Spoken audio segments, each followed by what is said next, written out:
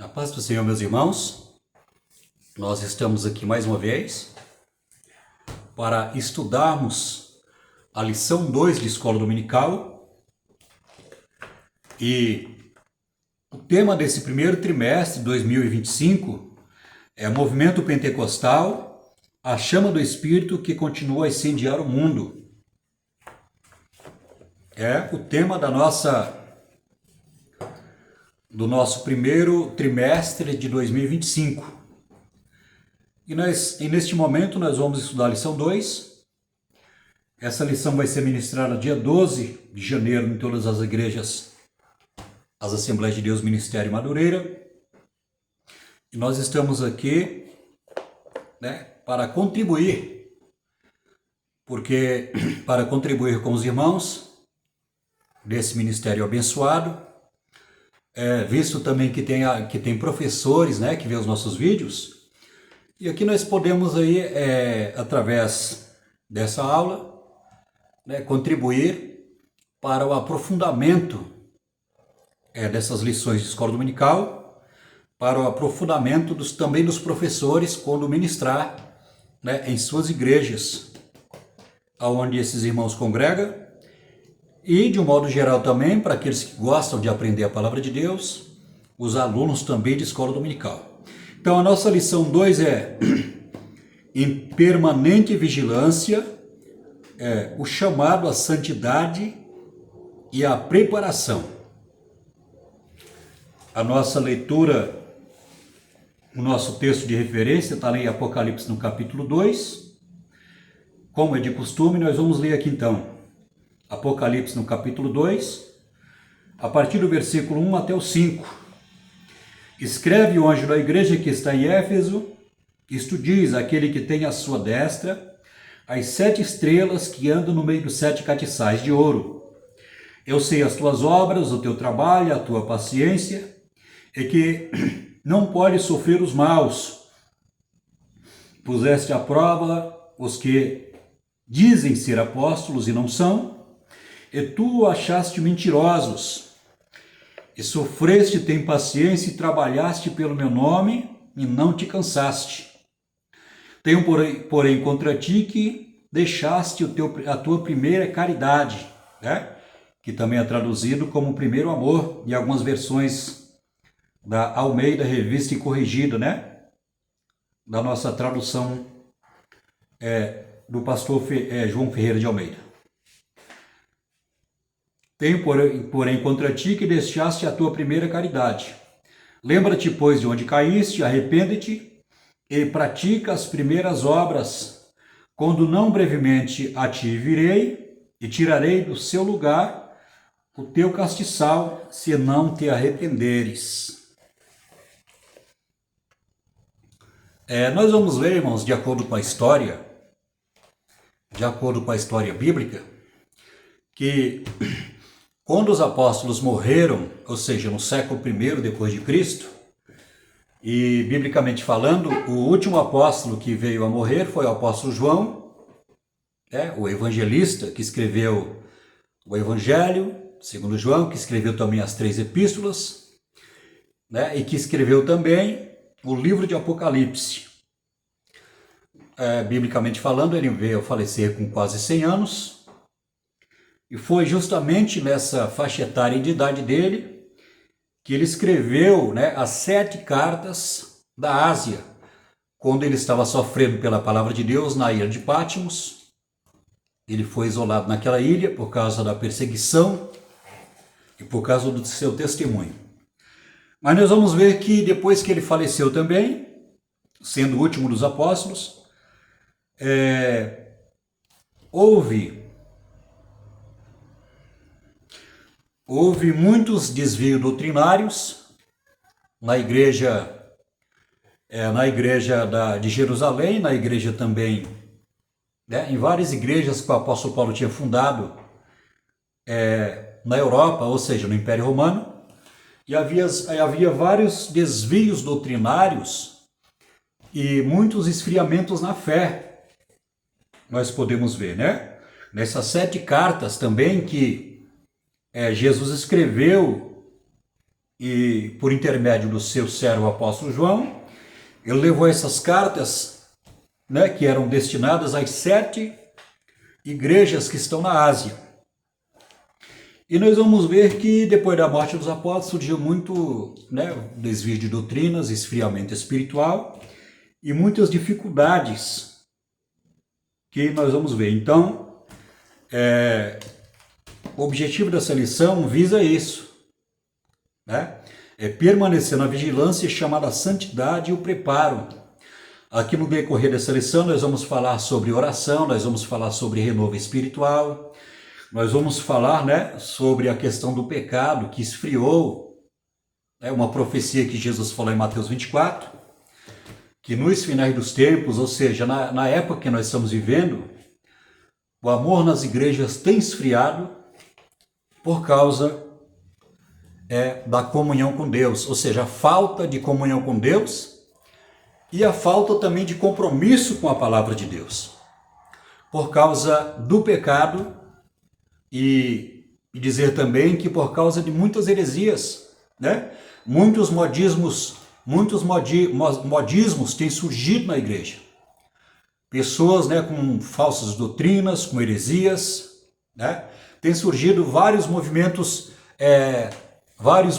espirituais em determinadas igrejas por aí, que não tem fundamento bíblico, que não tem fundamento doutrinário para vários movimentos que têm surgido em várias igrejas. Então está aí a importância, né, dessa lição 2, desse título, né, em permanente vigilância, chamada santidade e o preparo e a preparação. Nós vamos ver que quando se fala sobre permanecer naquilo que nós aprendemos, também envolve um compromisso com a palavra de Deus. Com relação ao afastamento, né, do mundo pecaminoso e até nossa vida em questão da nossa vida com Deus, nós devemos aprender aqui muitas lições, aqui muitos pontos dessa lição que são importantes para o nosso despertamento espiritual. E aqui no primeiro tópico nós vamos ver sobre a questão das igrejas da Ásia. Aqui nesse primeiro tópico nós vamos falar sobre 2 igrejas. A igreja de Éfeso e a igreja de Laodiceia. O tempo é muito escasso para que nós possamos aí estudar com relação às 7 igrejas. E o bispo José do Carmo, o bispo José do Carmo, que é o comentarista desse primeiro trimestre de 2025, ele só vai fazer o comentário aqui das 2 igrejas, a igreja de Éfeso e a igreja de Laodiceia. Então vamos ler então aqui o primeiro tópico, né? A igreja de Laodiceia, a igreja de Éfeso. A igreja de Éfeso é enaltecida por seu trabalho, sua paciência, refutando aqueles que se diziam apóstolos, mas na verdade eram mentirosos. Apocalipse capítulo 2. Isso deixa claro que uma das características marcantes da igreja de Éfeso era a intolerância à heresia. Entretanto, o julgamento fica por conta do esfriamento no exercício do amor. Aqui nós vamos ver que este pastor, juntamente com a igreja, ele é, como é que eu posso dizer? Jesus começa a enaltecer, né, o pastor dessa igreja, o anjo dessa igreja que é o pastor, e juntamente pela igreja, porque era uma igreja que trabalhava, era um pastor que trabalhava, era um pastor que tinha conhecimento da palavra de Deus, era um pastor que tinha discernimento da palavra de Deus. Ele sofria até, né, como um crente, como um verdadeiro discípulo de Cristo, e ele trabalhava e não se cansava, e ele tinha um discernimento espiritual. E Jesus elogiou esse anjo, esse pastor, pelas suas qualidades. Mas nós vamos ver que o que faltava ali, naquela igreja, Jesus falou assim: eu vejo que você tem deixado o seu primeiro amor. É interessante o versículo 5 que ele fala: lembra-te de onde caíste, arrepende-te e pratica as primeiras obras. Ali nós vamos ver que, por mais que ele tinha conhecimento, por mais que ele tinha, que ele trabalhava, né, e tinha o discernimento daquilo que era certo e errado, que tinha algumas pessoas que diziam ser apóstolos, mas não era, e ele colocou à prova essas pessoas, só que tinha algo grave ali naquela igreja, porque Jesus fala assim que, com tudo isso, com toda essa aparência, né, de espiritualidade, de piedade, de justiça na presença de Deus, aqui no versículo 5 nós vamos ver que Jesus fala assim: lembra de onde caíste, arrepende-te, pratica as primeiras obras. Então nós vamos ver ali que Jesus fala que com tudo isso, né, com tudo isso que ele fazia, houve um ponto na vida desse pastor, desse anjo, houve um ponto na vida dele, um momento na vida dele, que ele caiu em alguma coisa que seriamente trouxe um prejuízo para a sua vida espiritual. Ou seja, aparentemente era uma igreja que tinha conhecimento, uma igreja que orava, era uma igreja que trabalhava, mas aqui era tudo aparência, porque Jesus fala assim: lembra-te onde caíste. Espiritualmente, aquelas pessoas aquele pastor estava caído. E Jesus fala: lembra-te onde caíste e arrepende-te.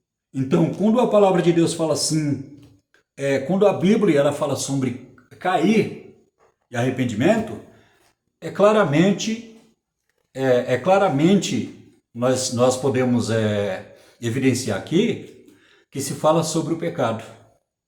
Quando fala que a pessoa caiu e que a pessoa necessita de arrependimento, é porque algum ponto no momento que aquela pessoa ela caiu em pecado, continua na igreja, continua pregando, continua trabalhando, só que tinha quebrado o compromisso com Deus, né? Tinha ali pecado contra Deus ali. E Jesus fala assim: lembra-te onde você caiu.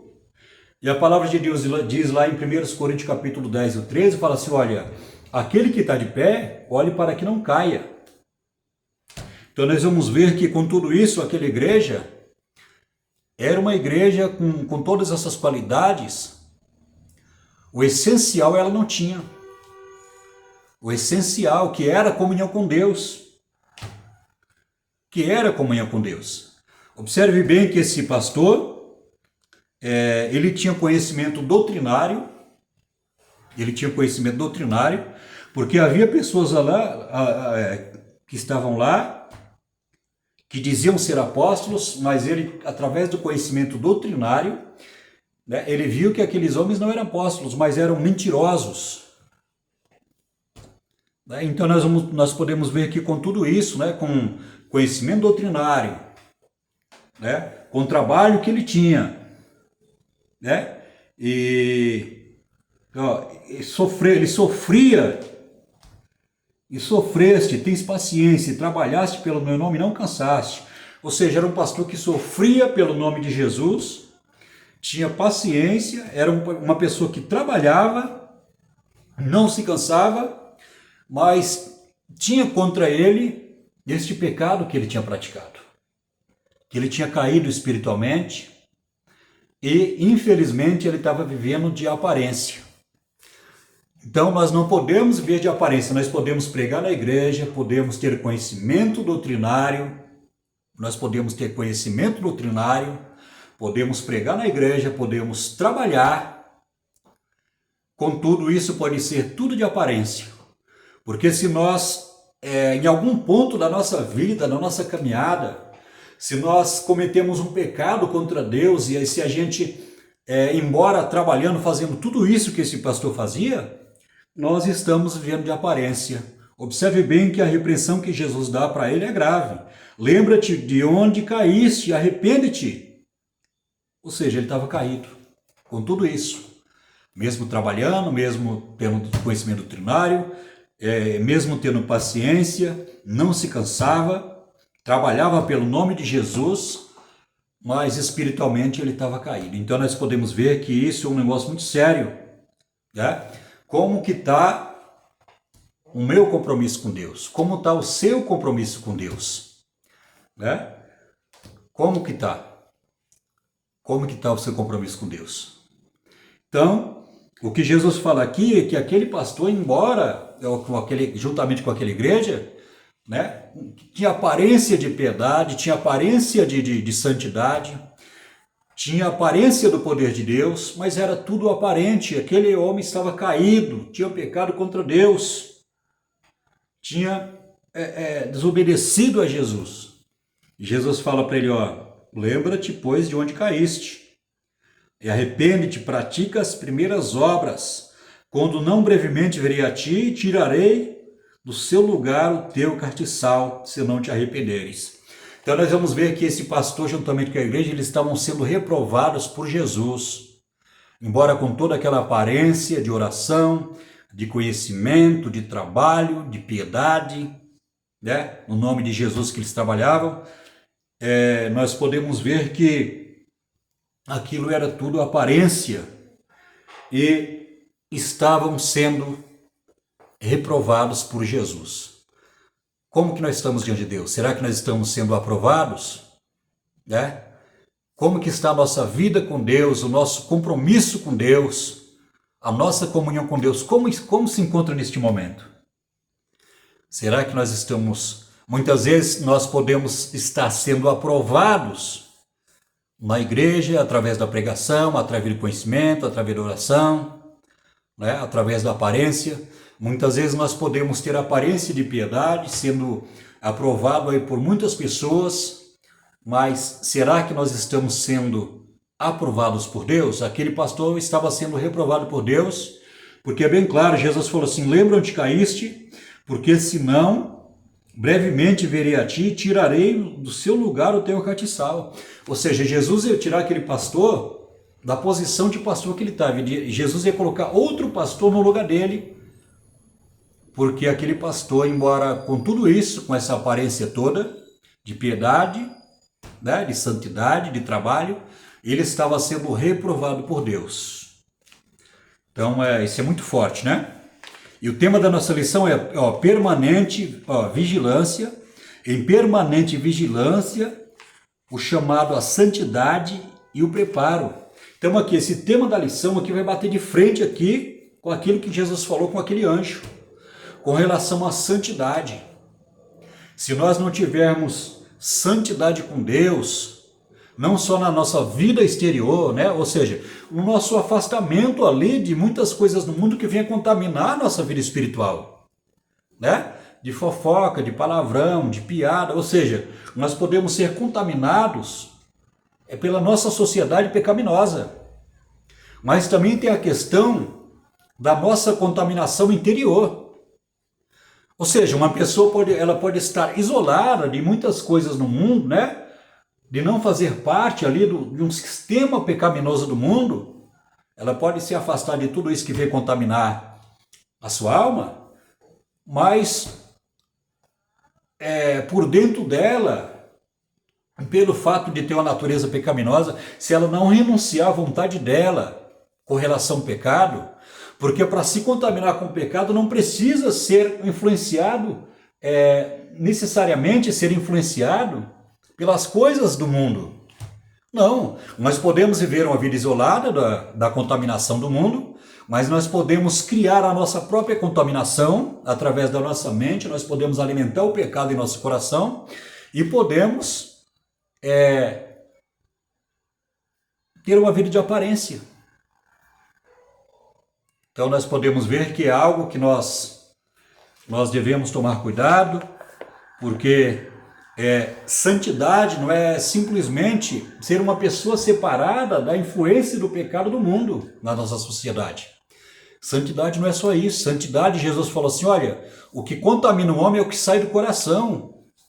Né? O que sai do coração é o que contamina o homem. O adultério, a mentira, a cobiça, a blasfêmia, a imoralidade, a mentira, a feitiçaria, o homicídio, a ira. Tudo isso, a idolatria, né? Tudo isso é o que contamina o homem porque está dentro do coração do homem, é uma pessoa contaminada.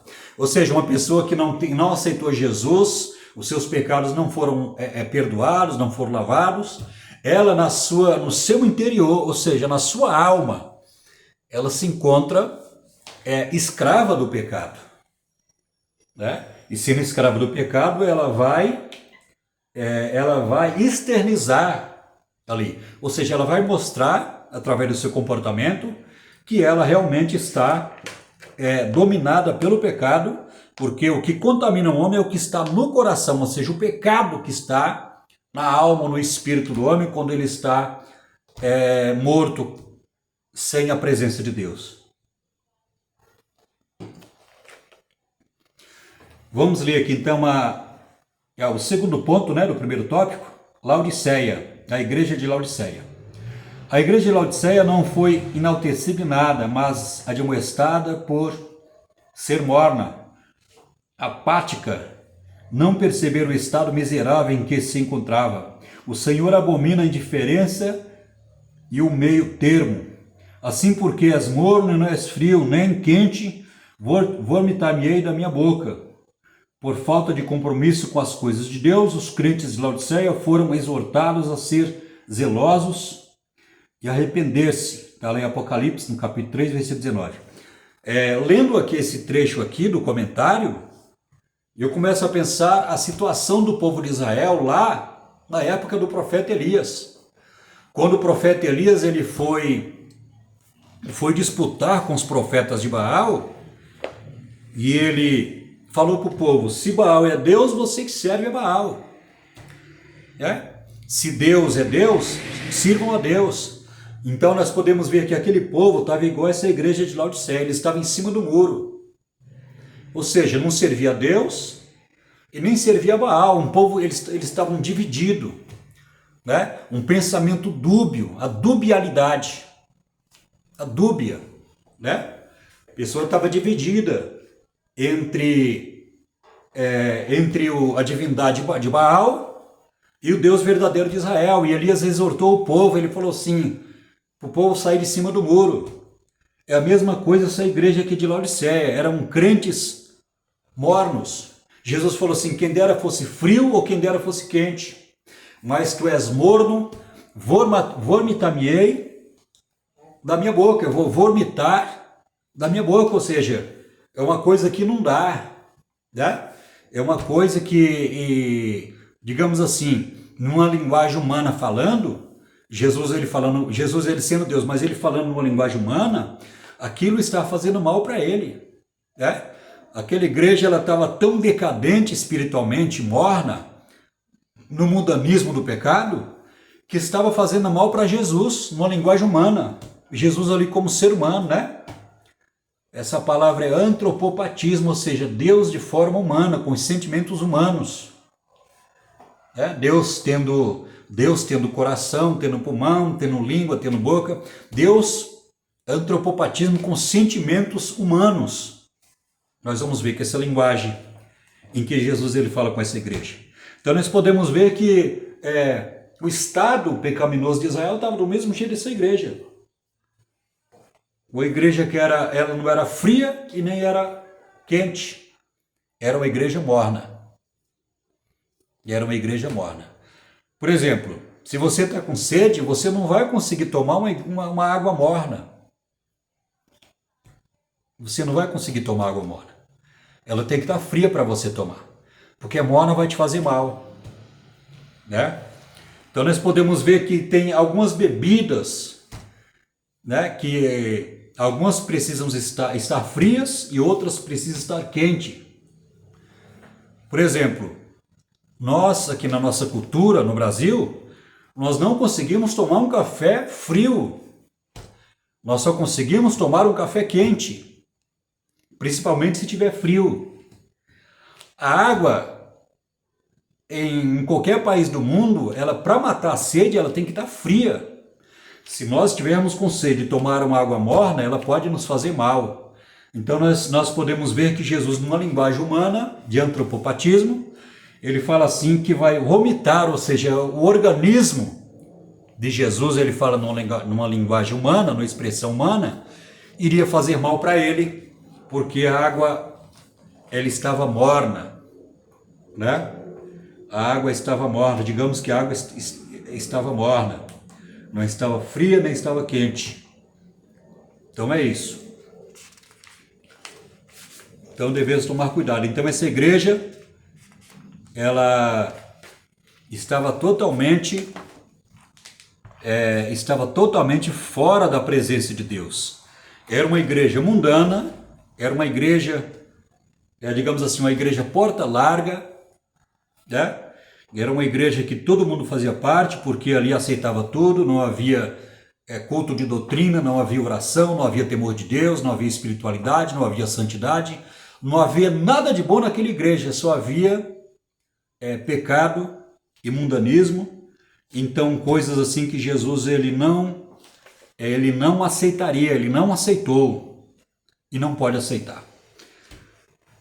Vamos aqui para o terceiro tópico, porque já estou com 25 minutos aí de vídeo. Vamos aqui então para o terceiro tópico. Lições abertas dos primeiros séculos. Lidando com exageros e equívocos. É preciso prudência para dar com os exageros e equívocos que venham a surgir na igreja. Para isso é bom refletir sobre como Paulo lidou com a questão do uso dos dons espirituais na igreja de Corinto. Havia exageros ali, pois parece que alguns ignoravam o propósito dos dons, enquanto outros se sentiam superiores.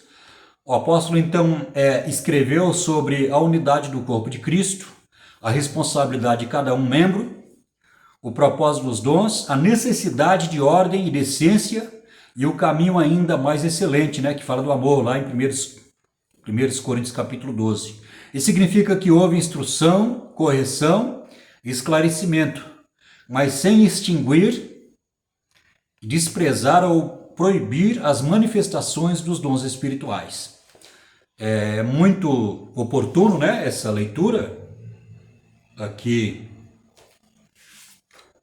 esse comentário aqui que o pastor José do Carmo faz, bispo, né, José do Carmo. É muito oportuno, né, esse comentário que ele faz com relação à igreja de Coríntio, que a igreja de Coríntio era uma igreja que tinha todos os dons, mas foi a igreja mais problemática, né, a igreja que deu mais trabalho para o apóstolo Paulo. Tanto é que Paulo teve que escrever outra epístola para falar para corrigir, né, muitos erros ali dessa igreja.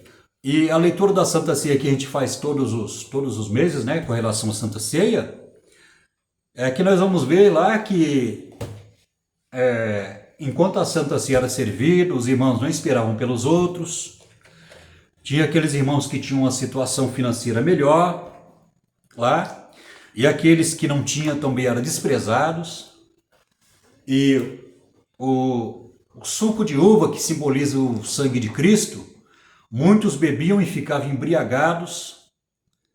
Então nós podemos ver ali, lendo 1 Coríntios capítulo 11, com relação à Santa Ceia, né? Essa leitura da Santa Ceia, nós podemos ver que, por ali nós vamos ver que a igreja, embora tendo os dons espirituais, era uma igreja que era carnal. Tinha o Espírito Santo? Tinha. Mas na sua totalidade a igreja era carnal.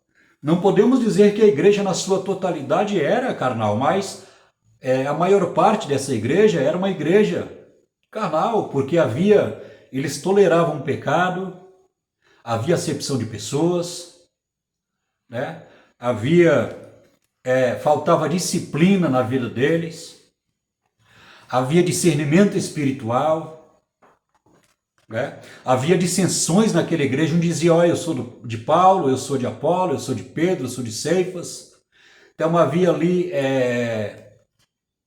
havia o grupo B, o grupo A, o grupo C, havia grupinhos ali, e Paulo ele fala, porventura o corpo de Cristo está dividido. Aí Paulo começa a falar, nós somos membros do corpo de Cristo. Ele começa a ensinar, falando sobre a unidade da igreja, né? A unidade, a harmonia do corpo de Cristo.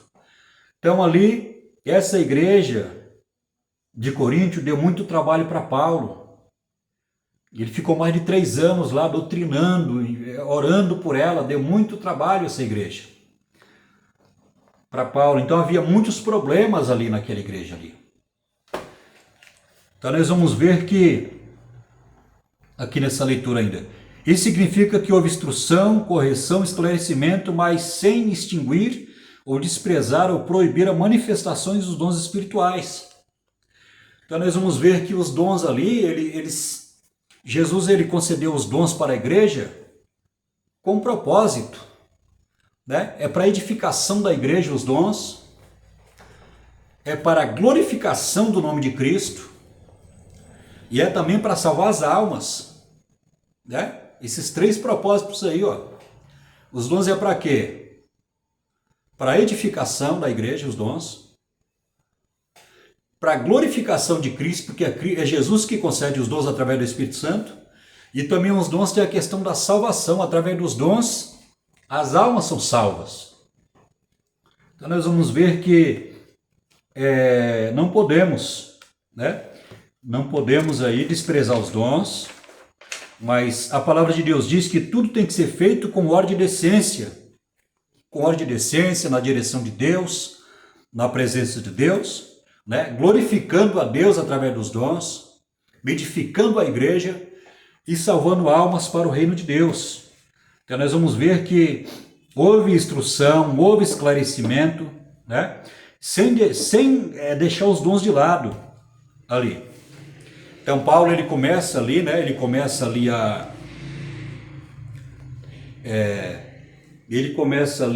a exortar, a ensinar, a esclarecer a igreja de Coríntio e falar a respeito dos dons espirituais, a importância dos dons no crescimento da igreja ali.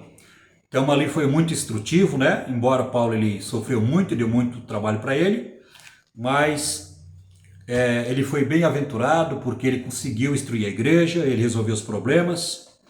E hoje a igreja, a carta de 1 Coríntios, tem muitas instruções, né, para a edificação da nossa vida espiritual. Ou seja, tem igrejas hoje que têm o mesmo comportamento da igreja de Coríntios. Então, a mesma exortação, as exortações ali para aquela igreja também serve, para aquela igreja naquela época, serve hoje para muitas igrejas hoje que estão passando pelos mesmos problemas espirituais, né, com relação não só aos dons, mas vários problemas, como eu falei, né, a tolerância com o pecado, a falta de disciplina, a falta de discernimento espiritual, fazendo acepção de pessoas, né? Muitos problemas ali havia. Então nós podemos ver que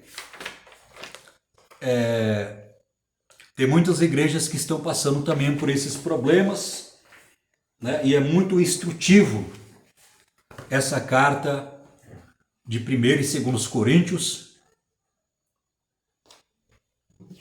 que Paulo escreveu ali para, né, resolver muitos problemas ali de ordem moral, de ordem espiritual, enfim, vários problemas ali que estavam acontecendo naquela igreja. E hoje a palavra de Deus, né, que Paulo escreveu por inspiração, a palavra de Deus, então ela é de grande instrução, de grande ajuda para a igreja do século 21. Vamos aqui para o final então do terceiro tópico, né? O terceiro tópico aqui é o contínuo avivamento.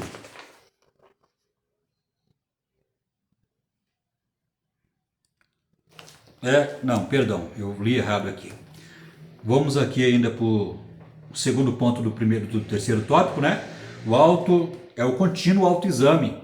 Podemos extrair algumas lições das cartas às igrejas de Éfeso e Laodiceia. Primeiro, como ocorreu com Israel no Antigo Testamento, não é suficiente manter atividades religiosas se o estado espiritual do povo é de indiferença, caracterizado por um formalismo vazio e uma conduta incoerente com os padrões bíblicos. Então aqui é interessante o que ele coloca aqui no primeiro ponto, né? Tem 3 pontos aqui. Tem 3 lições aqui importantes aqui que ele coloca, o bispo José do Carmo. Ele coloca 3 pontos aqui importantes aqui como lições espirituais. Ou seja, ele fala assim, não adianta nada manter uma igreja, né? Manter uma igreja com atividades religiosas, mantendo o protocolo, mantendo a ordem de decência, mantendo o formalismo, mas se o povo é indiferente, caracterizado por um formalismo vazio e uma conduta incoerente com os padrões bíblicos, ou seja, o comportamento incoerente e um vazio de espiritualidade na igreja, ou seja, sem a atuação do Espírito Santo, sem comunhão com Deus, uma igreja sem vida, sem vitalidade, sem a direção de Deus, sem a presença de Deus ali, nós podemos ver a igreja de Laodiceia, que Jesus falou assim, vou vomitar da minha boca, porque não é quente e nem fria, mas é morna. Aqui o segundo ponto aqui que nós aprendemos aqui com o pastor José do Carmo, o bispo José do Carmo, né? Aqui eu fico falando direito pastor, porque na Assembleia de Deus não tem bispo, então a gente confunde um pouquinho, mas é bispo José do Carmo, que é o nosso comentarista. Então vamos ler aqui o segundo ponto. Experiências e avivamentos do passado não dispensam de cultivar um viver de constante oração, vigilância e autoexame. Terceiro, o autoexame deve ser feito com a ajuda do Espírito Santo, à luz da palavra de Deus, pois não somos suficientemente capazes de discernir o nosso real estado espiritual apenas com conhecimentos e sentimentos humanos. Aqui, irmãos, nós podemos ver que no século I, depois que morreram todos os apóstolos, era difícil para as igrejas naquela época lá elaborar, sabe, algumas doutrinas da palavra de Deus. Hoje, para nós, é mais fácil, né, estudar as doutrinas da palavra de Deus. Mas no primeiro século depois de Cristo não havia um Novo Testamento. Não havia um Novo Testamento. Então nós vamos ver que o processo do Novo Testamento, né, para ser reconhecido como a palavra de Deus, para ser integrado lá no Antigo Testamento e ser uma Bíblia, isso só veio acontecer aqui no Brasil no século XVI. Só veio acontecer isso.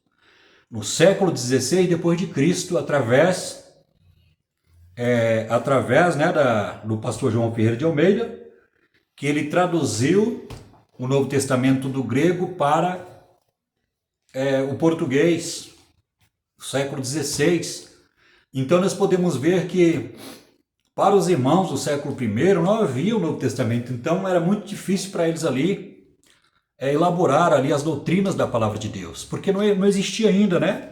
Nós podemos ver que depois do século I depois de Cristo, os pais da igreja que montaram o canon, né? Nós chamamos de canon do Novo Testamento, ou seja, a vara de medir. A palavra canon significa vara de medir, que foram feitas várias reuniões, né? Várias assembleias com os pais da igreja, né? Para examinar, né, as cartas de Paulo, as cartas lá de Pedro, né? A carta de Hebreus, os evangelhos de Mateus, de Marcos, de Lucas. Depois de 100 anos, depois da morte de Cristo, depois de muitos anos, que foi elaborado, né? E todas essas cartas que nós temos hoje em dia, todo o Novo Testamento, passou por um processo pelos pais da igreja,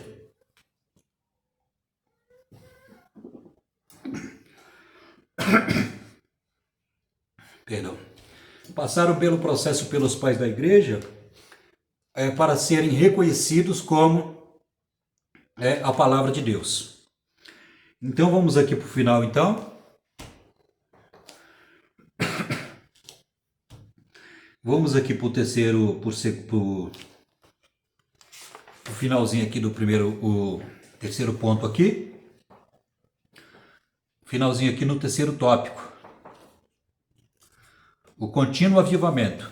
A palavra de Deus traz muitos alertas contra os últimos dias, esfriamento do amor, apostasia da fé, aparência de piedade são alguns deles. Portanto, é fundamental que a igreja não se distraia com o crescimento numérico, as grandes realizações e o reconhecimento político e social, deixando de perceber os sutis ataques investidos do inimigo e do mundo.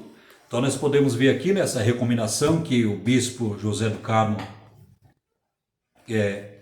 esse alerta, essa admoestação que ele nos faz, que devemos tomar cuidado com a aparência da piedade, devemos tomar cuidado com o crescimento numérico, sem crescimento numérico de pessoas, e sem espiritualidade, sem realmente uma libertação espiritual, ou seja, um novo nascimento, a regeneração na vida daqueles que servem a Deus. Então ele fala que devemos tomar cuidado com a aparência de piedade, com apostasia na fé e aparência de piedade. Então nós podemos ver que o que ele está falando aqui é atual.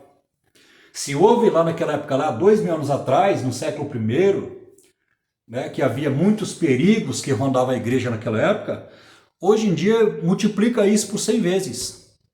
Ou seja, os perigos que havia naquela época lá da igreja primitiva, na igreja dos pais da igreja do século I, multiplica isso por 100 vezes.